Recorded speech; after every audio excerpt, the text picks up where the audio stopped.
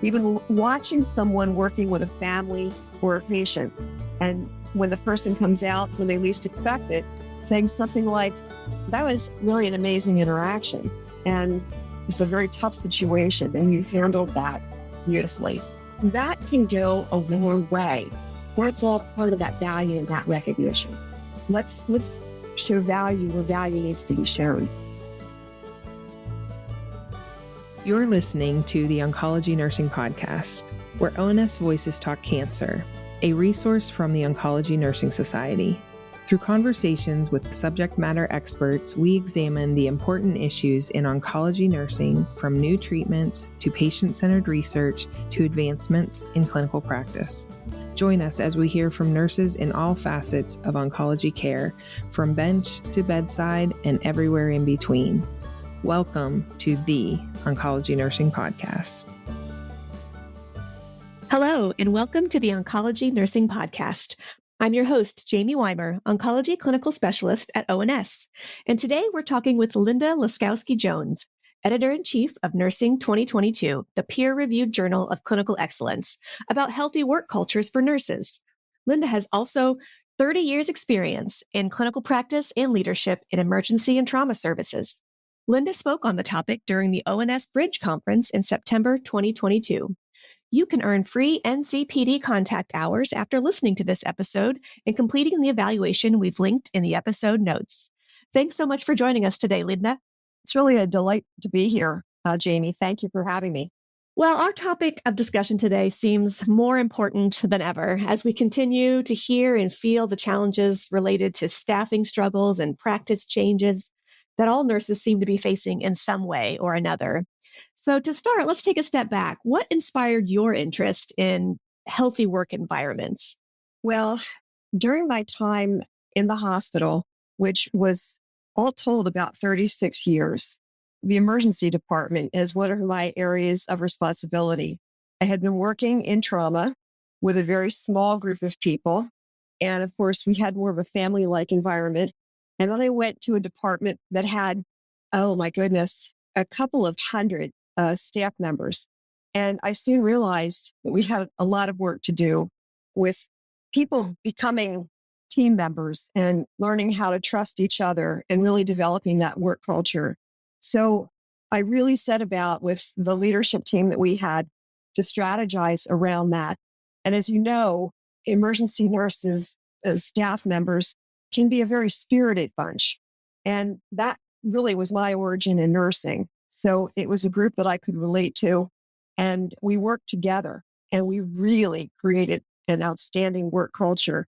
And there are strategies that I think any organization can use that will get to that point where people actually enjoy the work they're doing, and they enjoy working with each other.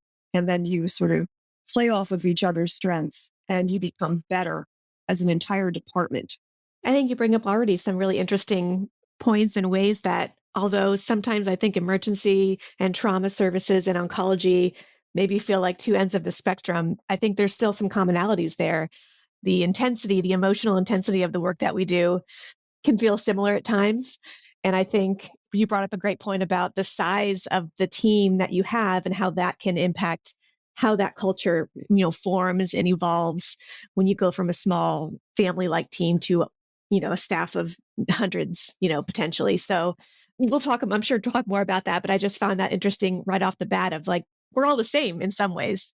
So let's talk about what it means to have a work culture. What are the components of a work culture? Work culture is really, how people work together. But there are, in my opinion, three major components. And it's the employer, it's the leadership, and it's the staff, and all staff. We're not only talking nurses, because we know that it takes a village to really make clinical care happen. All three of those components are really critical in creating this healthy work environment. The staff component, including in a very large way, the clinical nurses, is key to that. And when you look at how the nurses work together and the environment that they are working in, their teamwork and their camaraderie and their connections to each other can actually help those staff make it through when perhaps there may be some challenges with the employer or even with the leader as they work through whatever changes they need to make. So I really want to emphasize the part of creating that work environment that the nurses and their essential personnel that they work with on a daily basis are connected. And sometimes that action has a ripple effect up because positive things can happen. Metrics that are commonly used improve, like turnover rates and staffing engagement. And suddenly people are looking to say, what are they doing there? And what do I need to do? And that may actually change the type of management philosophy and approach, and it can go all the way up. So that just culture, that culture where you establish that people are not constantly finger pointing at each other. It's how people talk to each other. It's their communication style. And the fact that they are not immediately out to sort of belittle someone or talk about them behind their back. So it's that culture that can be created, within the staff group themselves. It's feeling that you're cared about by your teammates, that valuing each other, I think is really, really key. So you have to know the people that you're working with, which can become more challenging as the team size increases. And of course, now we're in a situation where we have a lot of people coming in who are travelers, and they're providing essential clinical services, but they bring something new to the environment and they're having to adjust. And it can be difficult because there can be rapid change in that staffing. Ultimately, you sort of can recognize success, when you see it, where you actually see people working together and having that camaraderie. So all of that goes into the components of a work culture. And I'm not trying to minimize the leadership or the employer because they are key aspects of this whole equation. And we can certainly talk more about that piece if you'd like to. But I think that there is incredible power within the frontline care providers. And that's the power that I think can be under the control of those people who are at the bedside or stretcher side, as the case may be, in emergency services or other clinical services that are not inpatient. And it's sort of unleashing that to make that unit and that team as strong as possible. I really appreciate how you emphasize that there are multiple layers of responsibility in creating that work culture, but that they're all equally powerful. And nurses who perhaps work in an environment where maybe they don't feel like their leader is engaged or the overall organization is kind of where they want it to be, that doesn't prevent them from a grassroots kind of perspective. They can still make improvements at the local level. And I just appreciate how you emphasize that all of those layers are important. And in an ideal world, they're all functioning together. But hopefully nurses feel empowered to know that they can still control their local environment and their local team. So I'm excited to hear you talk more about that. So let's talk a little bit about what are the signs that maybe a nurse's work environment needs a bit of a culture tune-up. If we're looking at our environment, what are some signs or signals that we might see to make us think maybe things could be a little bit better? Well, one sign is, I guess it's fully a sign because when we talk about the clinical world, signs versus symptoms, if you spend some time in the clinical environment and you're watching a nurse running around, they're looking flustered, and they're looking rather desperate because of perhaps either the number of patients, the complexity of the patients, the situation they're in. And you see others, they're taking their lunch or dinner breaks, and they're kind of a little bit more on the relaxed side. They're doing their work, and no one goes to that nurse who's running around sort of in a bit of a tiz, right? Saying, hey, what kind of help do you need? How can I do something for you? Even if it's just something that would be relatively minor. But we have a culture that no one sits until everybody sits. And not that, no one gets lunch until everybody gets lunch. That's not realistic. But we shouldn't have this huge imbalance of work where there isn't a team member saying, hey, I noticed that you've not stopped for a single moment and you look like you might need maybe a hand with your assignment. And it's not to sort of say to that person, you can't manage your assignment because, we know that nurses are very sensitive to those kinds of remarks, but it's more like, hey, we're all in this together. How can I help? And that often is one of the signs that you've got that effective teamwork at the level of patient care, which is so important. Also, do you have sort of social cliques or groups that develop that exclude others?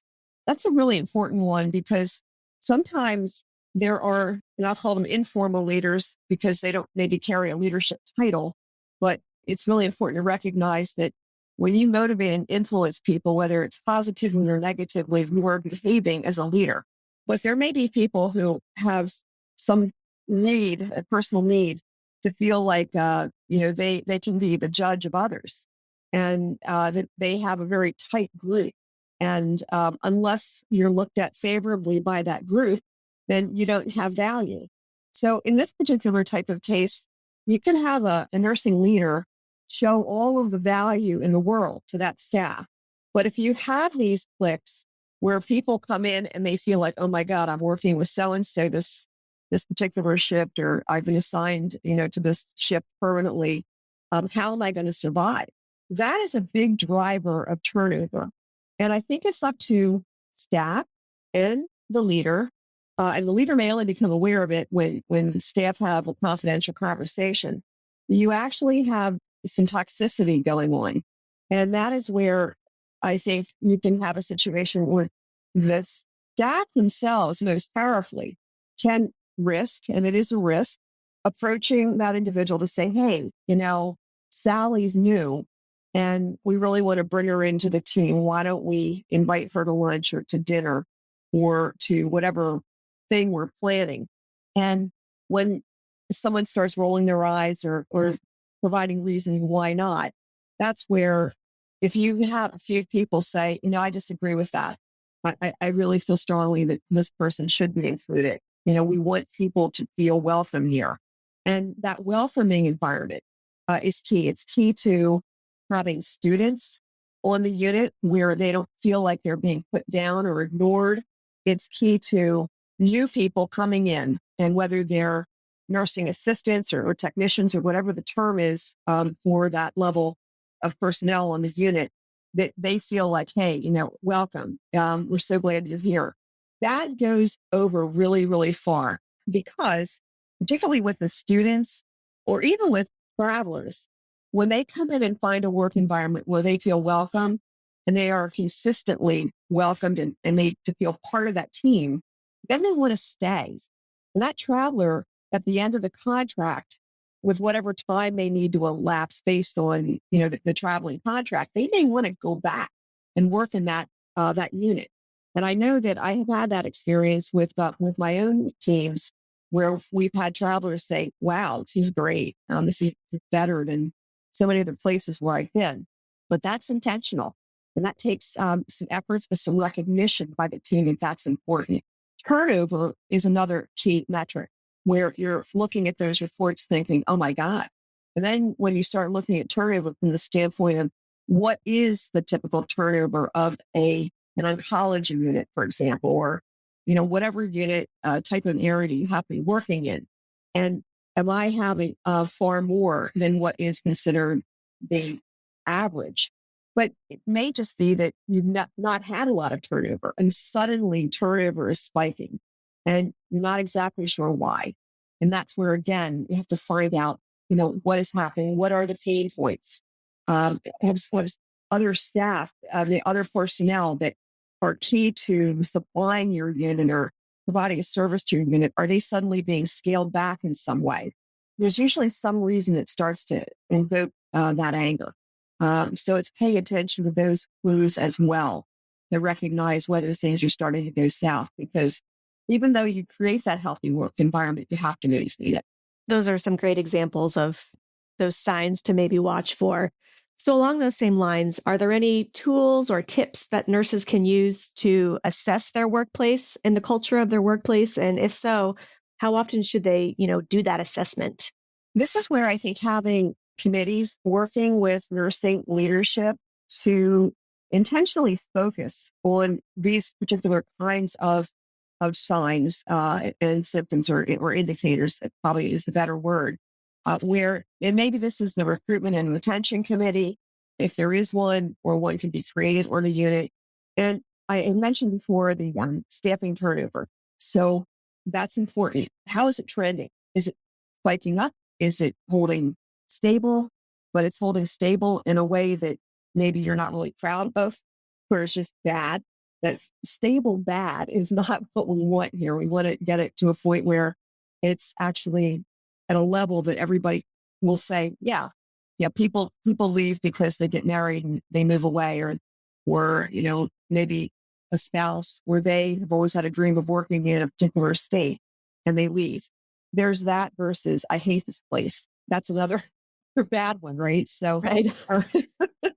But when you look at things like the staff engagement, if there's any type of tool that is used within the institution to measure staff engagement, or this usually requires some permission from human resources, when you start to ask staff about their satisfaction or their enjoyment on the unit. If you can even do something on your unit, if that's okay, and get the right permissions and see how people are feeling. Some staff, and I wouldn't imagine this would require anything but maybe the manager to give the blessing. They actually check in with just a couple words. I'm feeling overstressed today. I'm feeling, and this is at the end of a shift usually. I'm feeling like I made a difference. It could be as simple as that. Maybe it's a tool that can be created, or even a piece of paper. If take something simple and get some feedback about it. Watch the feedback. Listen to the tone on the unit is something really basic. So what are people saying in those? And I'm not saying identify people, but what is the gist of the conversation? Like, wow, this is really tremendously hard, and I don't know how much longer I can stay here. Those are important words. And that's, again, sending that barometer in the wrong direction. And then one thing, and I know that we put a lot of eggs in the patient satisfaction basket or patient engagement basket. And yes, it's important to have patients who certainly are, satisfied. But sometimes when you've had, very reasonable or very steady state, good patient satisfaction, it suddenly goes the wrong direction. And that often is directly related to how the nurses are feeling. So there's a real connection there. And I think organizations really need to focus on that. But one of the problems that often ensues is that they come in and do something like, okay, we're going to provide, X, and it's something that is not getting at the root of the problem. So there needs to be time taken to get to the root of why people are unhappy.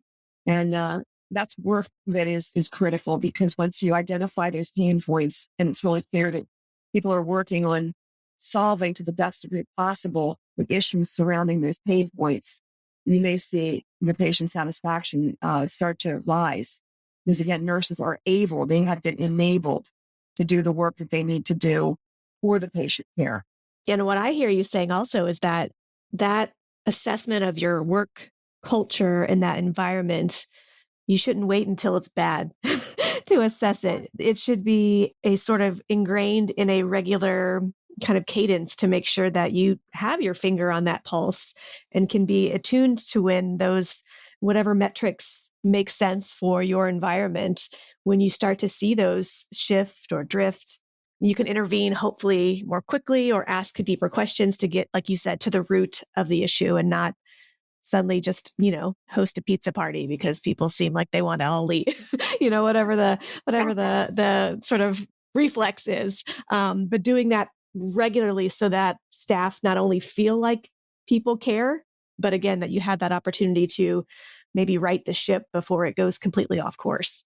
Absolutely. And if I could just add, the pizza example is a great one, but, oftentimes, someone in usually at senior leadership level up at the vice president, the director and above, they'll see the engagement starting to slip for the staff. And it is like okay, what is the manager not doing? And so the manager takes the immediate heat, and then they'll obviously start to look at the staff, but they're not looking at the staff in a way that maybe they should be. So, for example, a lot of staff will say they feel lack of recognition. And oftentimes that's sort of equivalent to feeling valued, right, for the work that they're doing. So at this point, suddenly you see the manager running around trying to tell everyone how much they're valued. And it's sort of like, okay, I'm going to go out and do value rounds. Well, although it is important that managers show staff that they're valued, it's actually a little less tangible than that. And it comes down to having that policy where people can come in and have a conversation and not being, having been put off so many times. Or when something is happening in that staff member's life, like they really want to go to a particular wedding, or there's something that came up with a family member that they feel they really need to be off for. And they're asking, hey, I've got this switch. And sometimes rigid rules get applied. And suddenly, even though that person has been working overtime for you for whatever you've asked, for weeks, when you want something, then that request gets denied, or there isn't some effort to make it possible. That's really where the value piece comes in. It's that give and take, and it's that recognition. Hey, I really appreciate you for what you did. Even watching someone working with a family or a patient, and when the person comes out when they least expect it, saying something like, that was really an amazing interaction. And it's a very tough situation, and you've handled that beautifully. That can go a long way. That's all part of that value and that recognition. So it's not some mismatched, let's do a pizza party. Let's show value where value needs to be shown. Absolutely. And I think sometimes it's, my own experience I'll pull from. I know my manager values me. That's not what I need, right? Sometimes it's from your peers. Sometimes you want your colleagues to turn to you and say, man, that you did a great job with that. Or I don't know how you did that. That was so great. Or sometimes, especially in oncology, especially in our ambulatory areas where we're working hand in hand with physicians day in and day out, sometimes it's that sort of respect and acknowledgement of, you are helping me do my work. And I appreciate all the effort that you put in to help care for our patients together. So it's never actually just, the manager who needs to step it up or do something different. It's usually all of those things combined. And I think that's important as individual nurses for us to be aware of our role in giving our teammates value and expressing how they help us and they do great work. That can sometimes mean even more coming from those that you work alongside every day. Oh my goodness, Janie, those are such wonderful points that you've made, because yes, that value is a 360-degree type of value where it's really everyone that you're working with, and the physician-nurse relationship is critical, and recognizing the role that the nurses play and looking at the nurses as colleagues. That is absolutely critical. We have had such a focus on building a healthy work environment over this past year in particular. Why do you think that is? Why has that focus suddenly been front and center? Well, I think the last few years have been incredibly stressful for nurses. And you had COVID-19 come in. We have a pandemic situation. Beginning, we did not have any type of vaccine or really any knowledge about the virus itself and how it was spread. So it was a huge amount of fear. And I think nurses were initially all lauded as heroes. And also, we were getting overwhelming numbers of people into the health system. So nurses working in one environment, maybe such as oncology, and I'm sure oncology nurses had to deal with this, suddenly were reassigned, and they were placed in units that they had no familiarity, in a potentially life and death situation, not only for their patient, but actually for themselves and their family members. So stakes were extremely high. Some people left the profession at that point, but not many at all. I've looked at the statistics on this. Usually the nurses rose to the occasion and they fully engaged. Well, I think they also expected their employer would more fully engage. Early on, there were big layoffs. Many people found themselves without jobs when suddenly they closed services at their hospital for various reasons. And rather than redeploy, they found they were furloughed. So then there was that whole value piece there. Like, I'd worked there for so many years and now I don't have a job. And this went on. And unfortunately, the year, I guess it would be 2021, now there's a vaccine. We know more about COVID at this point, but staffing levels really weren't improving. Where there were thoughts that perhaps the pandemic was coming to an end, it wasn't. The work environment was still chaotic. And because now often hospitals open their doors to all of the kinds of patients that they had closed the doors for. So at this point, COVID is still out there and it's still making people very, very ill. And you were overrun and you didn't have the support that even you may have had during COVID. And of course, during COVID, I meant to also bring up there was lack of PPE. Some hospitals amazingly had it and others didn't. So nurses felt like their employer wasn't protecting them. So all these factors combined with 2021, was sort of, okay, things are kind of back to normal when they clearly weren't. And that has persisted into 2022. And in 2021, we had this great resignation of nurses where all of the underlying stresses and issues that existed prior to the pandemic were magnified with the pandemic. And then ultimately, nurses said, I'm done. And so many are out there. They've taken different types of roles, often working for places that are not necessarily clinical in nature, or jobs that wouldn't be pulled into areas that they were, uncertain about. And they could actually do their job. Right now, in many places still across the country, nurses feel that they don't have the tools they need to do their job. And that, of course, leads to this negative culture where nurses are very upset. They're coming in extremely unhappy and they're communicating that unhappiness to everybody. And they have very real concerns. And management has taken different approaches to that, which can help or not help, as the case may be. And now we need to focus on how do we fix it. And I think those are the factors that led to where we are. So we have a lot of work to do. But at the same time, organizations also need to make some fundamental changes. So it's not just the front line. That's not where the focus fully needs to be, although the front line is powerful in terms of making their needs clear and banding together to do what they need to do to reestablish that teamwork. And I think one of the most important things is welcome people when they bring new people into the unit.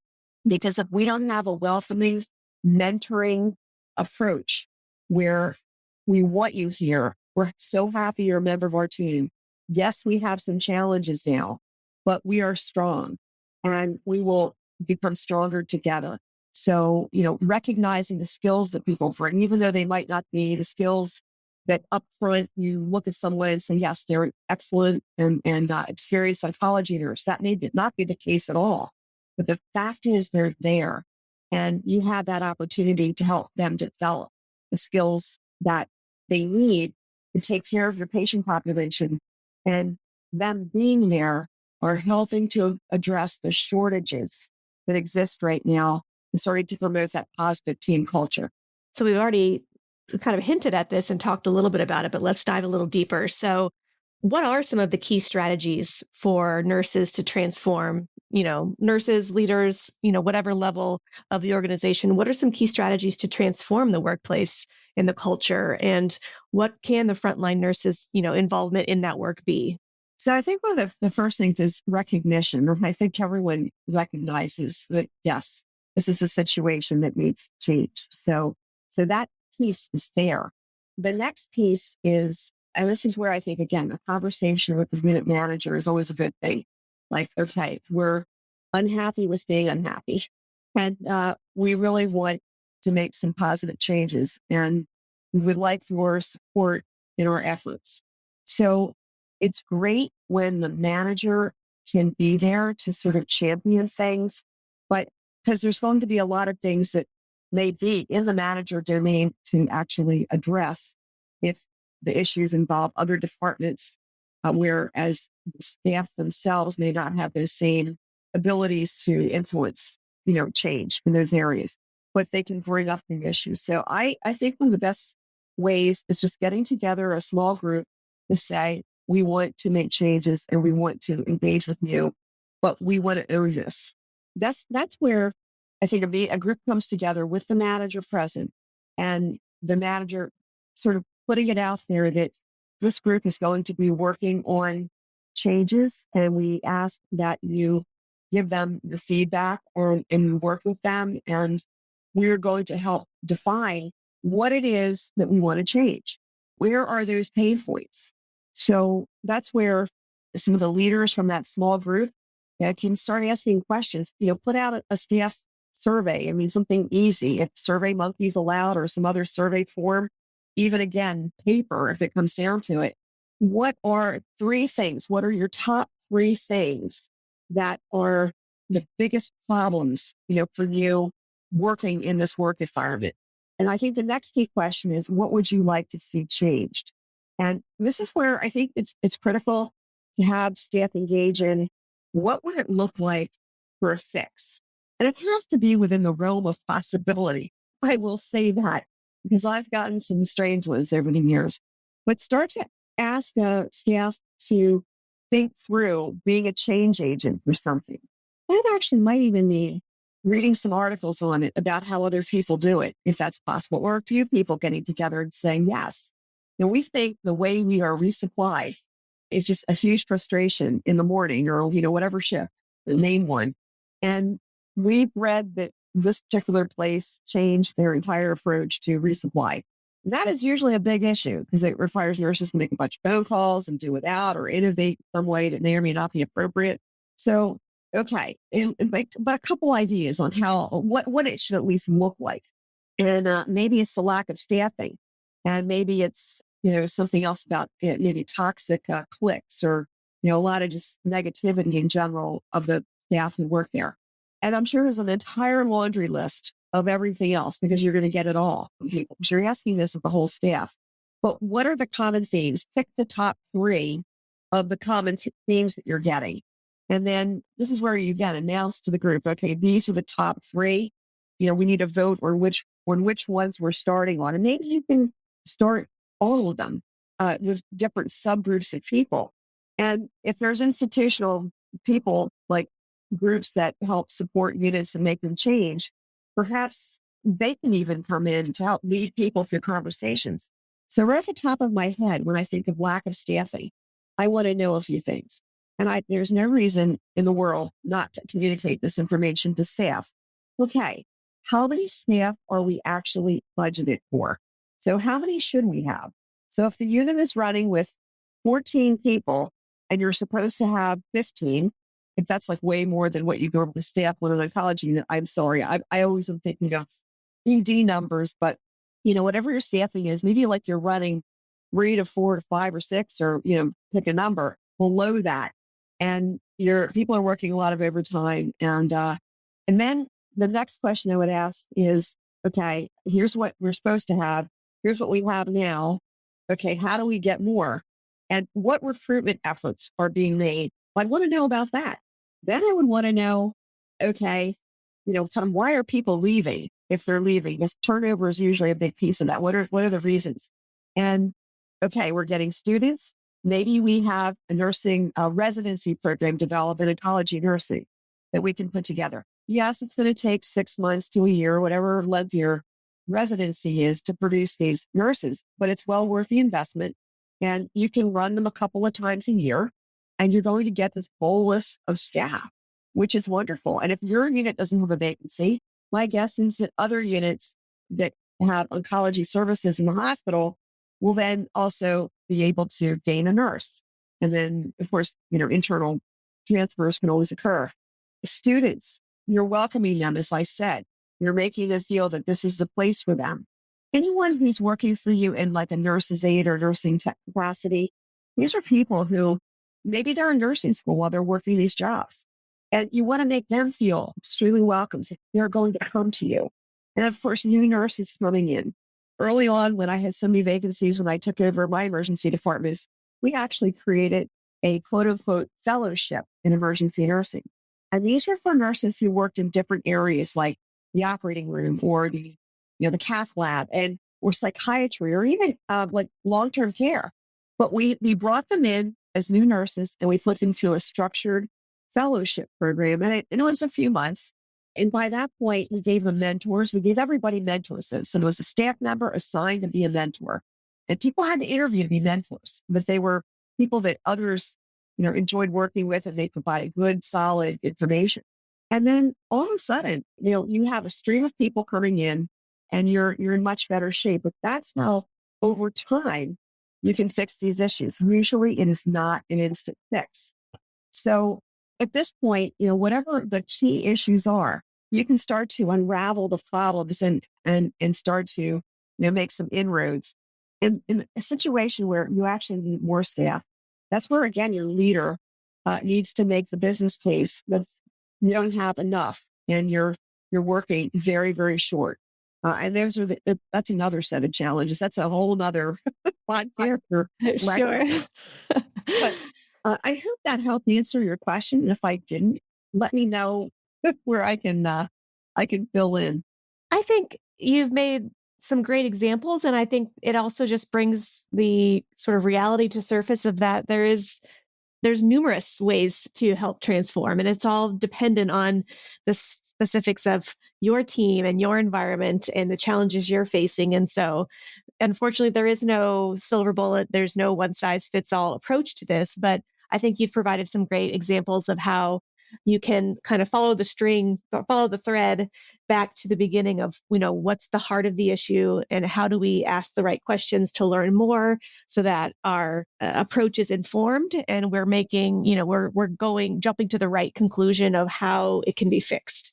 And my experiences have been that, there'll be the surface level problem, the concern, the frustration, and there'll be an assumption made of this is the solution. But when you, like you've said in your discussion at Bridge, when you peel back that onion, those layers, you understand that there are various factors that maybe create the surface level problem. And so you might target the wrong one if you just jump to what seems to be the obvious answer. So I think you've done a great job of just explaining in an example of how you've got to follow that question down to the heart of it and figure out, well, what is it really causing this problem and what's the best course of action moving forward? So I think you did a great job of that. So as we approach the conclusion of our episode today, we've had some great conversation, but we always like to kind of wrap things up with a few questions just to help summarize some key takeaways for our listeners. So to start, what are some common misconceptions about creating healthy work cultures? One is that it is purely in the domain of management and the staff just feels like they're there and the manager is going to dictate everything. And that's not true. It really is, again, it takes the village. It takes real effort on the staff part who want that and to take actions to make that happen. Another misconception would be that it can happen really quickly. I'm sure there probably are cases where it can, depending on what the problem is.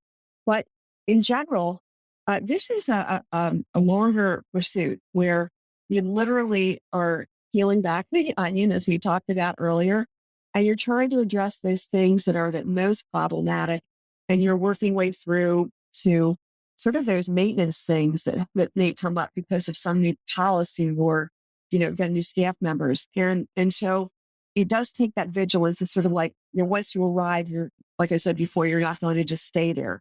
It takes some real effort. It also takes staff to think of and be recognized for coming up with, new ways of doing things. That, a misconception maybe that change is never good. I mean, I've heard people say that.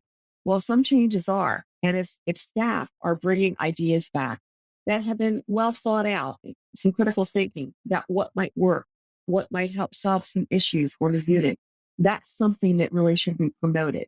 Ultimately, I don't think that people realize or the front worry how much power they actually have. And the power is in creating effective working relationships. And that includes the patient, clearly that nurse-patient interaction, but it also includes working with people. Sometimes nurses will come in and they have phenomenal skills and really they have, great, that patient interface. But once they leave the bedside, they don't put the same time and effort into their own staff members and their coworkers. And that needs to be recognized as critical. So relationship skills are part of the key ingredients that help a nurse become a really successful nurse. And whether that nurse wants to stay at the bedside or, travel on to other, leadership roles or education roles, particularly in interviews, people remember the relationship skills of that person. So put as much effort into developing those as you would in any other aspect of developing your career. And another piece to this is when new nurses come on, many have not fully developed the emotional intelligence around how to respond to either criticism and it's constructive, hopefully, or just any type of redirection or pushback for anything that they want to do. And this is where just be gentle. And this is where helping them to understand how people respond, in the unit and role model the behavior so that they can learn the emotional intelligence because it is a learned behavior. So I think that is also critical. That's a great recommendation, just how a nurse can maybe continue their education to facilitate making that work culture better. Are there any specific additional resources for patients or providers that you would recommend if they want to learn more about creating a healthy work culture, improving their communication skills? I think another series of books would be on crucial conversations. There's a number of other books within that line that are helpful. That is a great resource. I would find out from the institution whether they offer courses in teamwork, communication, change, becoming a change agent. Those are all great resources. And then there are schools that have, sort of mini courses. Some may be in a university near you or a community college, or even groups that are internet based that really focus on having the ability to work with diverse populations. And by diversity, this is not just gender or racial or ethnic diversity. It's diversity in the skills that people bring to bear on the unit. So someone may have phenomenal abilities with patients who are dying, and to bring in the family and just make that experience a very, very difficult experience as gentle and I'm going to say easy because it's not easy for anyone, but just to facilitate the families, being together and making the patients comfortable and the families comfortable as humanly possible. There are others who may have phenomenal skills in certain aspects of the physical care of the patient. And those skills maybe can be taught to other newer nurses who lack them. You have people who want to plan the party, and they're the very sort of outspoken and extroverted types. They're great for not only planning the party, but for inspiring change because they can kind of get the group going. They've got those skills. And I hate to use the word like cheerleader, but that's kind of what it takes sometimes. The people that everyone likes, things just sort of roll off of them. Those are people that you really, really work with your committee. But it's also diversity as far as the introverted types who may be thinking through what you think the plan should be or rolling out a change that you all want to make. Well, they're the ones who you want to seriously kind of consider every aspect of it, maybe point to some real criticisms. Where are the holes in this situation's plan? And how can we better address some of these issues that I think are going to be problems? So pay attention to everybody and their thoughts because you don't want a team who is all the same. And it's learning to work with that diversity. And there are actually programs that will talk about workplace types of diversity issues. So I think that all of those would be resources I would recommend when people are starting to consider their own journey. And at the end of the day, even if someone just wants to start something, just keep in mind the relationship aspects of it. And who should be on that team who is very level-headed, objective, and start somewhere. And that gain the relative experience in the different areas where you feel that you need them at that moment if you don't want to start with everything right up front, because that is then going to be a barrier to just starting. Well, Linda, I think this has been an incredible conversation just to hear you share your experience, your expertise. I really enjoyed hearing, those little nuggets of advice on how to get started and really what are some of the first steps a nurse could take to really look at their own environment, their own culture, and maybe take those first baby steps forward to try to make things better and different for themselves and their colleagues they work with. Do you have any final comments for our listeners today? No, I don't think so. I think I probably touched on most of the topics from the presentation at ONS Bridge. And I really appreciate the opportunity to be here today. Thank you for listening to the Oncology Nursing Podcast. Tell us about your favorite part of this episode by leaving a review on iTunes or wherever you downloaded your podcast. For more resources and information about oncology nursing, visit us at ons.org or voice.ons.org. The ideas and opinions shared in this episode represent those of the guests and not necessarily ONS.